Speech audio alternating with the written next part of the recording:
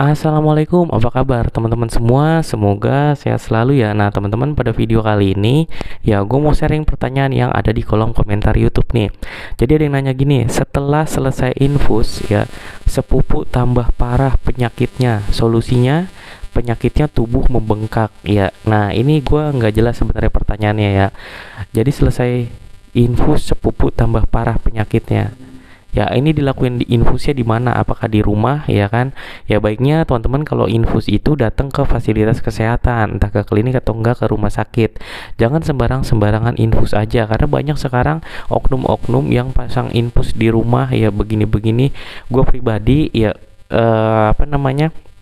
Udah nggak pernah teman-teman ya yang namanya infus itu suntik-suntik karena gue sekarang full di perawatan luka ya. Biasanya kalau gue infus atau suntik biasanya pas gue di klinik nih kayak gini nih, sekarang lagi di klinik ya teman-teman ya, yang dimana ada dokternya, jadi sesuai dengan instruksi dari dokternya teman-teman. Karena kalau kita infus sembarangan, nah itu kita nggak tahu tuh hasil labnya apa ya. Infus itu kan ada banyak teman-teman macam cairannya ya, ada NaCl, ada D5, D10 ya kan, ada KN3B, wah pokoknya banyak teman-teman.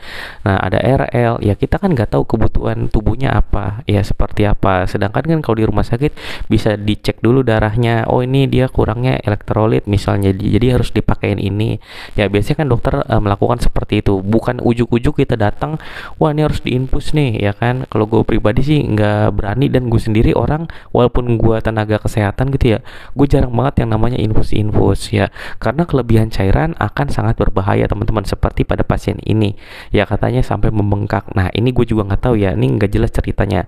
Mungkin bisa jadi ini, gue nggak tahu umur berapa ya setelah diinfus penyakitnya tubuh membengkak ya. Mungkin kalau usianya udah tua atau nggak ada penyakit penyerta lain seperti penyakit jantung, penyakit ginjal ya, itu juga bisa teman-teman membengkak. Jadi kemungkinan ada komplikasi dari suatu penyakit, makanya nggak boleh sembarangan. Kan ada juga obat yang buat keluarin cairan dan lain-lain.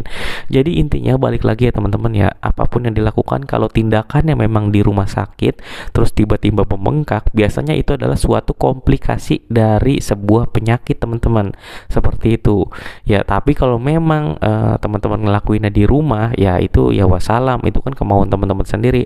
Makanya gue sering banget kasih edukasi ya, mendingan gak usah diinfus. Ngapain sih diinfus sama minum obat ya? Infusnya apa dulu isinya gitu kan.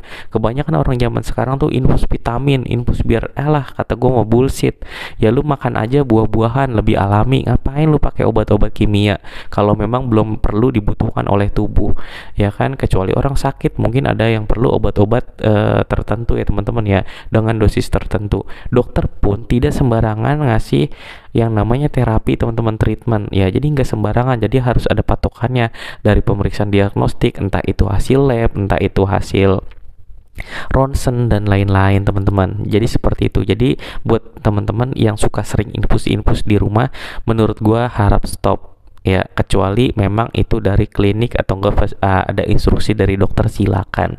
Sekian videonya kali ini dari gua, sampai ketemu lagi di video selanjutnya. Wassalamualaikum warahmatullahi wabarakatuh.